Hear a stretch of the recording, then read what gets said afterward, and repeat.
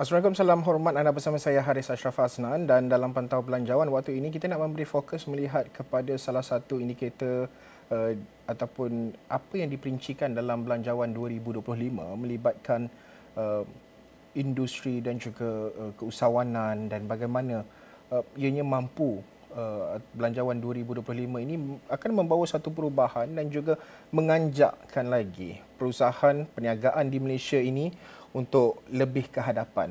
Apa mungkin yang mendorong mereka, ataupun mungkin ada perkara-perkara yang mungkin sedikit sebanyak memerlukan penjelasan ataupun yang kurang jelas dan juga memerlukan perincian supaya tidak gusar terutamanya dalam kalangan pemain industri. Jadi saya berbesar hati pada hari ini bersama saya di studio adalah Datuk David Gurupatam yang merupakan pengasas bersama Industries Unite. Terima kasih Datuk sudi bersama dengan Ezra Awani.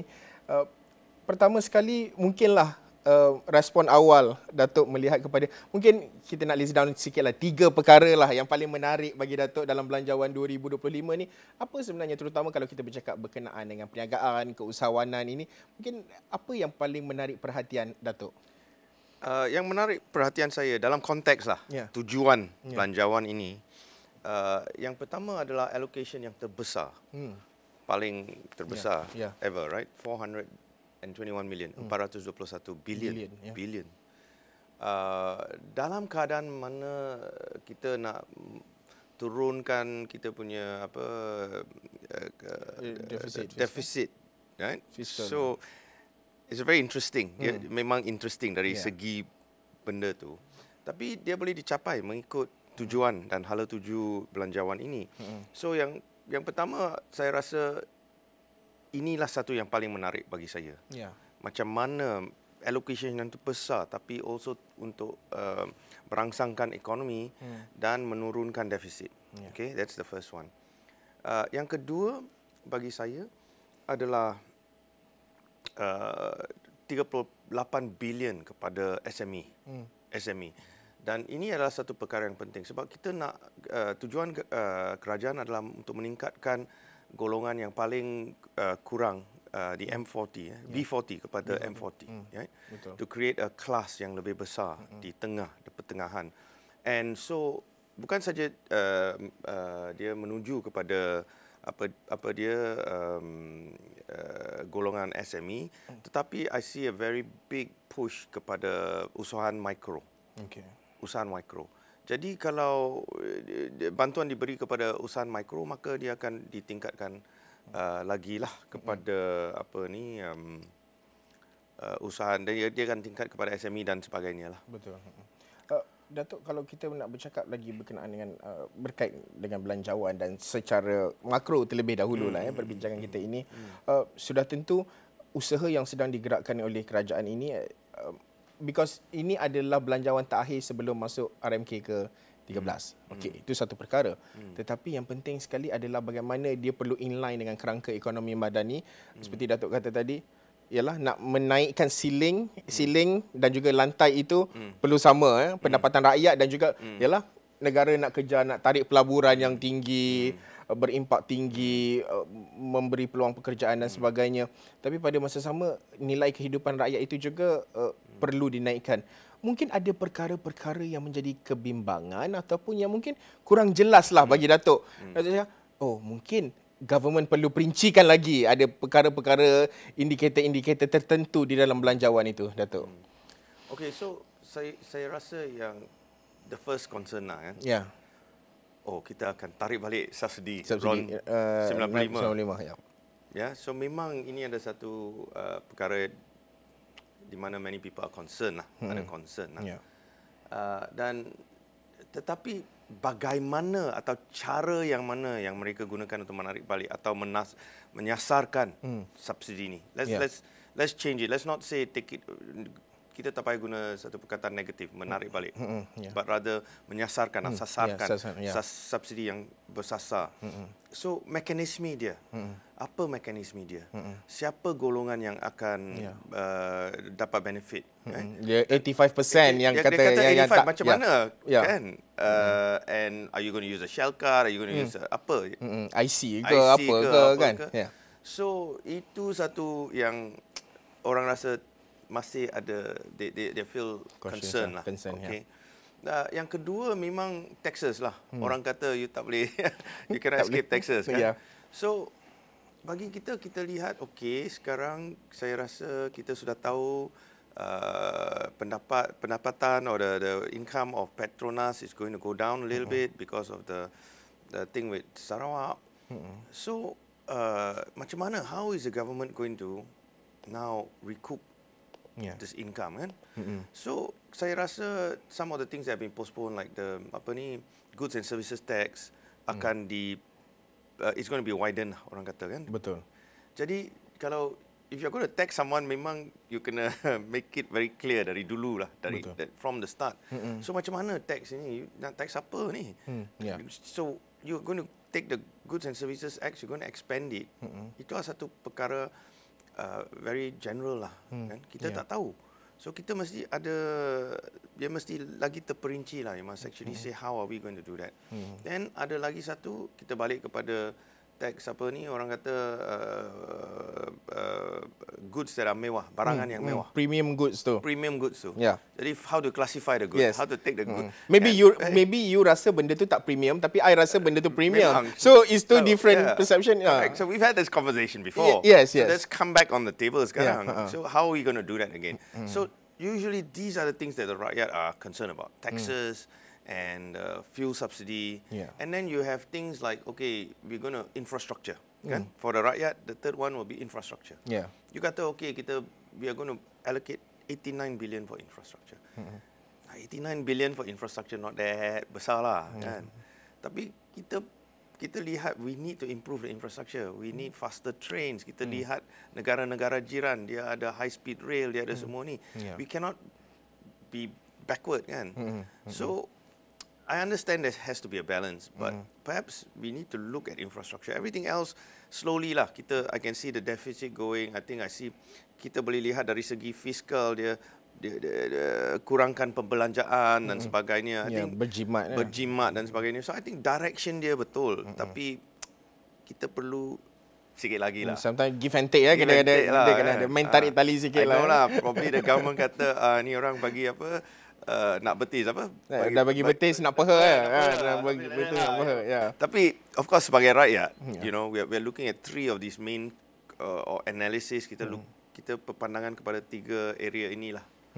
You know sudah tentu ini juga berkait dengan sebagai contoh perniagaan kita lihat bahawa kalau kita melihat berkenaan dengan perniagaan ini, seringkali mereka bimbang berkenaan dengan dari segi pertamanya contoh cukai, kedua digitalisasi, lepas tu ada yang bimbang e-invoice ni macam mana, tak settle lagi e-invoice dah ada perkara-perkara yang lain yang perlu difikirkan dan sebagainya.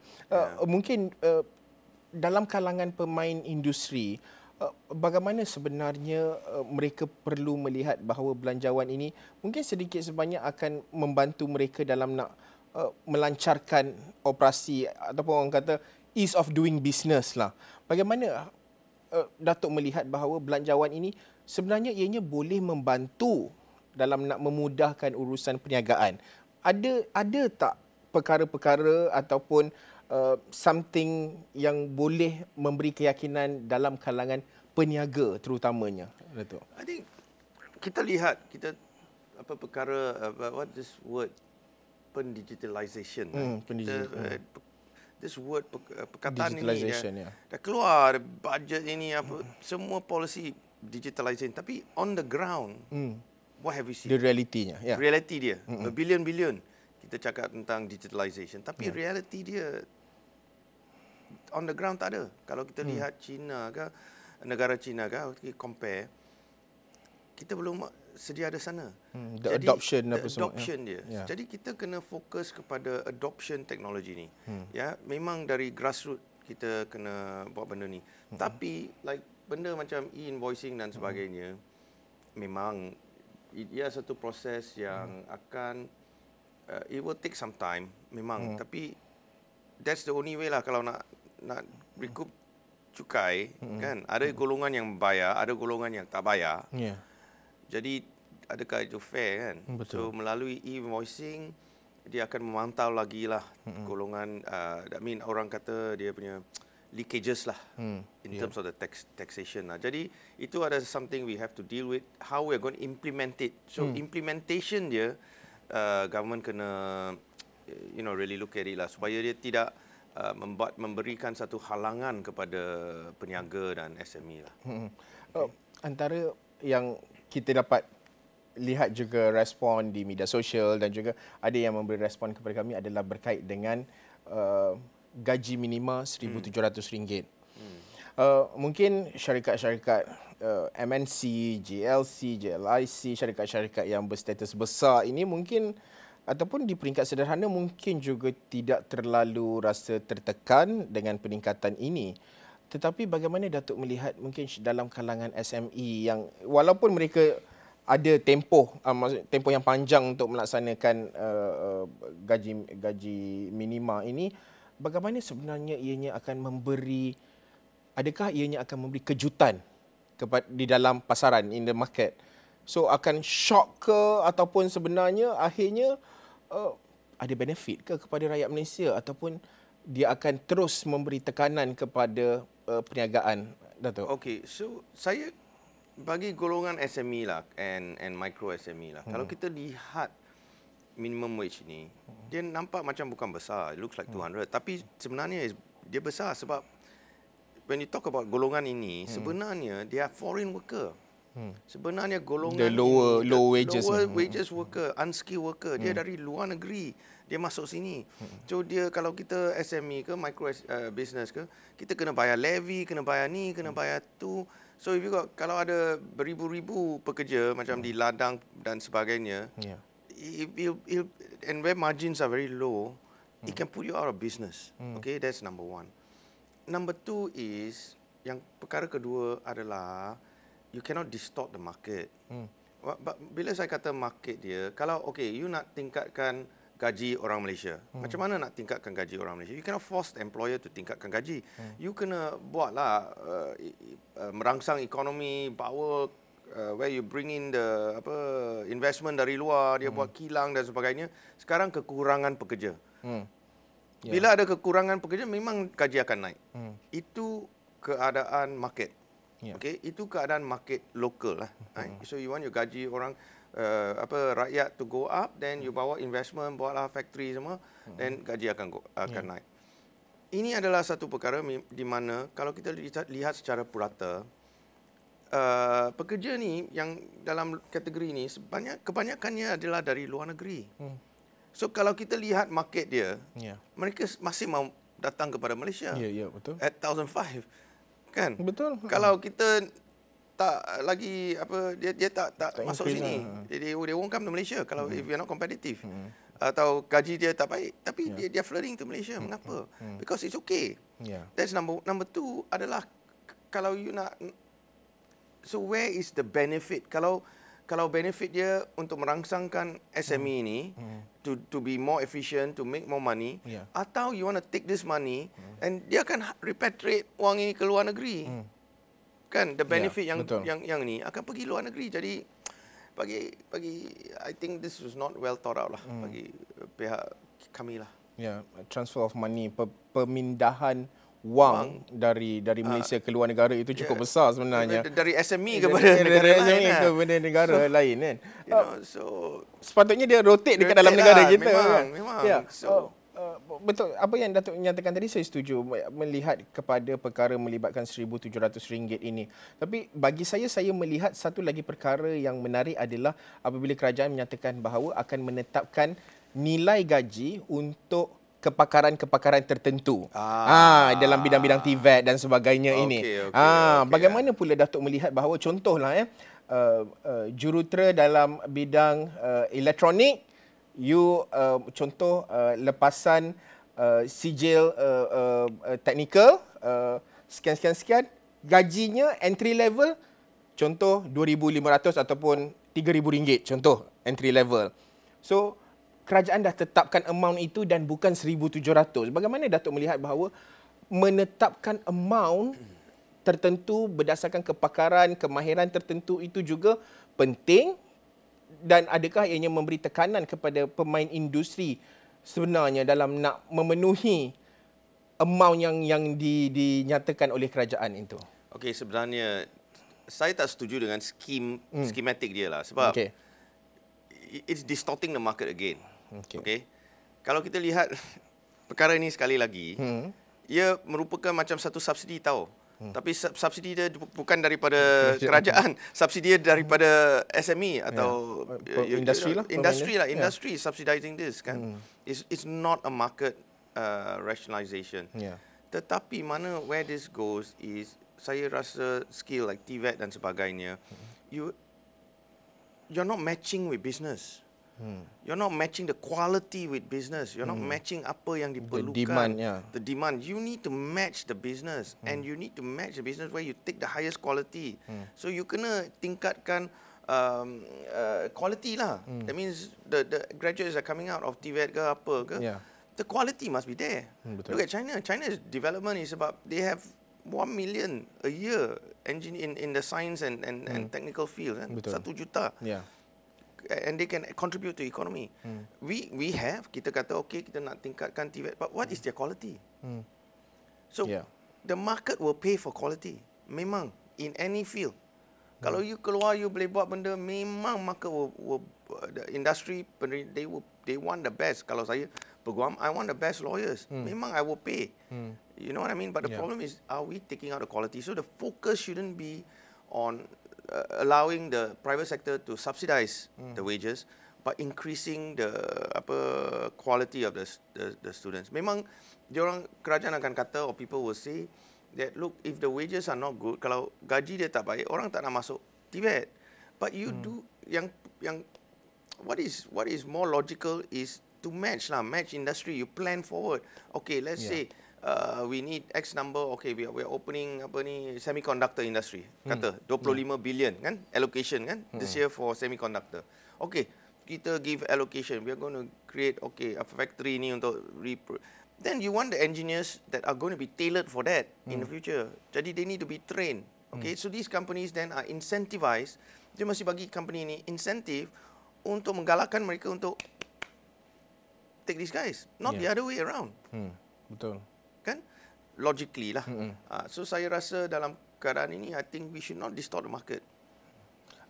Datuk, antara perkara yang perlu kita beri tumpuan dan juga perhatian, termasuklah sebagai contoh, antara yang diumumkan SME Technology Transformation Fund.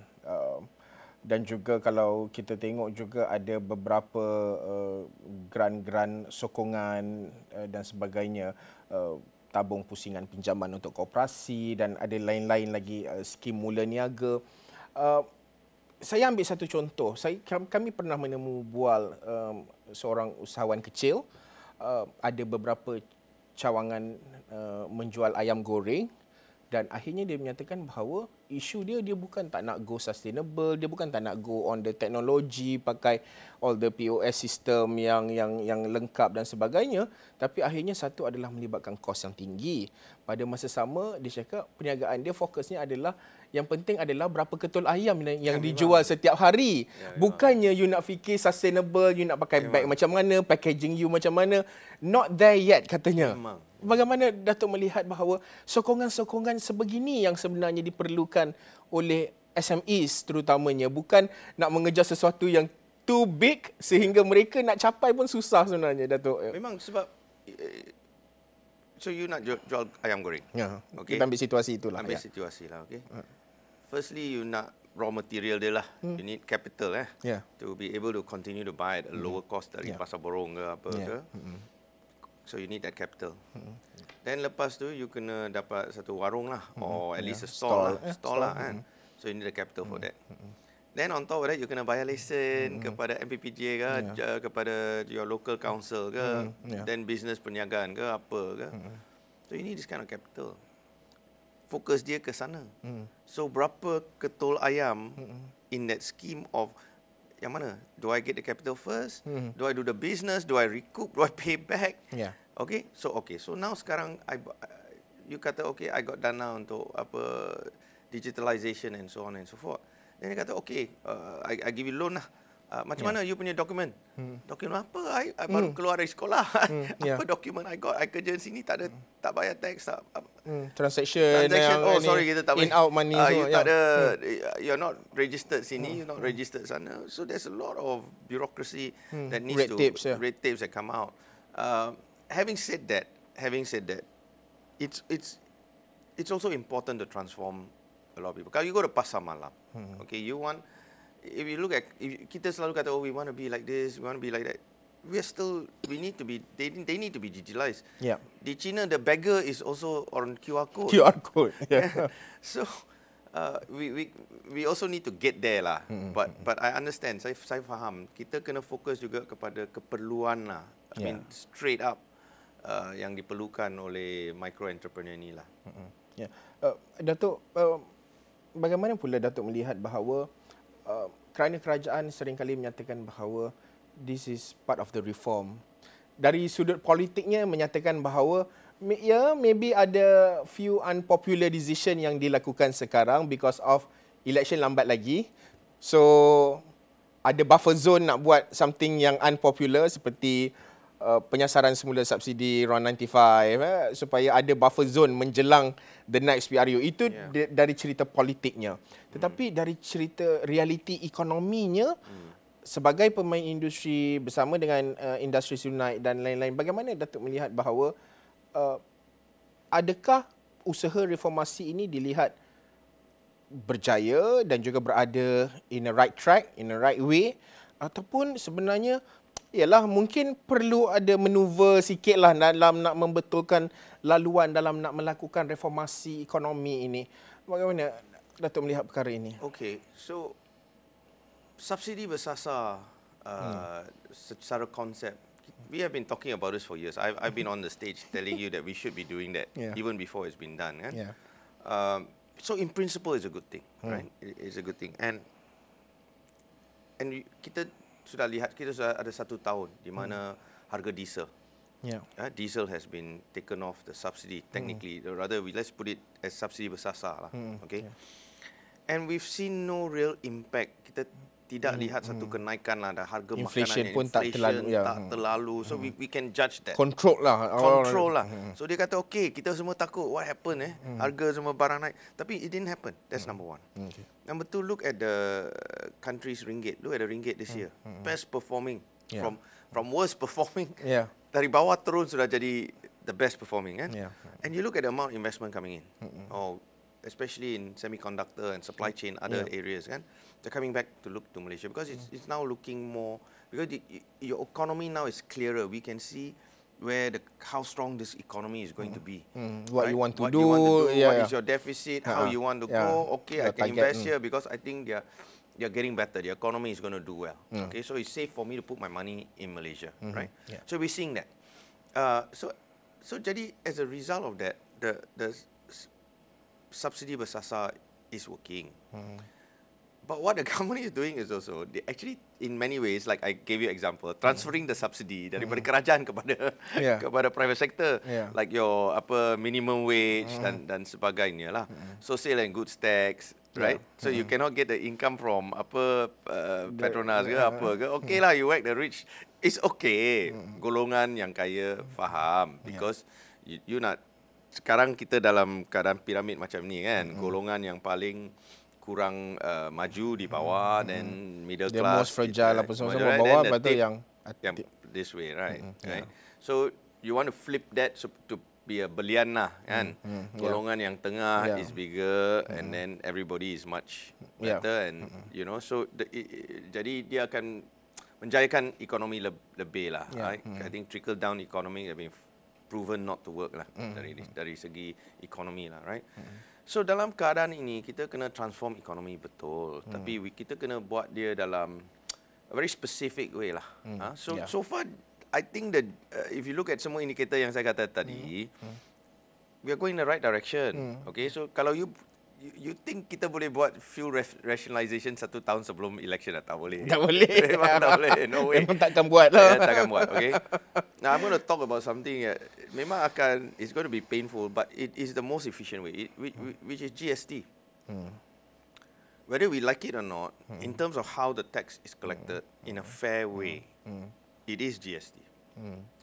Okay, the word has been politicized dululah. Dia sudah jadi satu perkataan politik, satu perkataan yang tabai GST ni sebab orang tak faham. Yeah. Tapi kalau you tanya player dalam industri, that's the best way. Semua negara guna GST. Yang penting improve from the previous one. Improve from the previous one. I think that itu adalah satu perkara yang sangat penting. Tapi kita juga sebagai rakyat Malaysia, kita perlu lihat and be thankful lah. Sebab kalau you pergi ke UK, you tengok macam mana kena tax. Saya baru balik dari London. Semua kena tax. Kalau mati pun kena tax. Okay. Dan dia punya servis kepada rakyat tak banyak. Dia kalau pergi ke negara-negara lain, Australia ke US ke, kalau kita lihat macam mana schematic dia, cara dia is very painful for the. So walaupun sebagai rakyat kita kata negara tu nak maju lah, inilah semua, tapi beban kepada rakyat secara tinggi, dia tinggi lah. So we got to kita kena look at it from an overall point of view. So I think yes, kita perlu, we gonna have to expand the tax bracket. Itu satu yang it is important lah. Tapi we got to do it in a way di mana kalau you nak tax saya sebagai orang yang kaya ke apa ke, no problem. Tapi incentivize saya untuk lebih berjaya lah. Betul. Takkan you tax sahaja kan? Insentif saya supaya lebih berjaya lah. Kalau saya lebih berjaya, saya bayar je. Tak apa. Kan? So, I think we're getting there. Okay, so eventually, we're still in a good place. And I think bagi saya, kalau saya lihat daya tujuan lah and hala tuju budget ini over the next 3 or 4 years, this is probably one of the best budgets ever lah. That as a businessman I've seen. Yeah. Sudah tentu Datuk, banyak sebenarnya. Nampak kita macam dah tak cukup masa ni. Banyak sebenarnya yang boleh kita bincangkan. Memang. Mungkin dari semasa ke semasa kita boleh narrow down. Ini mungkin secara general sahaja perbincangan kita, secara umum sahaja. Mungkin dari semasa ke semasa kita boleh narrow down specific issue. Termasuklah apabila kerajaan akan keluarkan list barang-barang yang, for example like premium goods. Apakah barang-barang premium yang dimasukkan? Kerana dalam ucapan Perdana Menteri hanya avocado dan salmon sahaja yang disebut. So kita tak tahu apa lagi barang-barang yang lain akan dimasukkan dalam premium goods itu. Berapa banyak tax base ataupun berapa banyak kutipan hasil yang akan dilihat dari situ. Dan kalau kita perincikan dividen untuk saham dividen saham juga saya tak pasti bahawa 100,000 dividen nilai dividen 100,000 itu berapa banyak sebenarnya yang akan dijana oleh kerajaan ataupun yang akan memberi sumbangan jumlah yang besar kepada kerajaan, dan akhirnya tax base yang besar seperti GST itu sebenarnya akan membantu kerajaan dalam menilai ataupun mengukuhkan kedudukan ekonomi dan juga keuangan negara. Datuk, terima kasih Datuk David yang merupakan pengasas bersama Industries Unite. Dari semasa ke semasa kita akan terus menjemput Datuk dan juga kita akan bincang dengan lebih lanjut dari semasa ke semasa. Sekian sahaja untuk waktu ini. Saya Haris Ashraf Hasnan. Kita jumpa lagi. Terima kasih.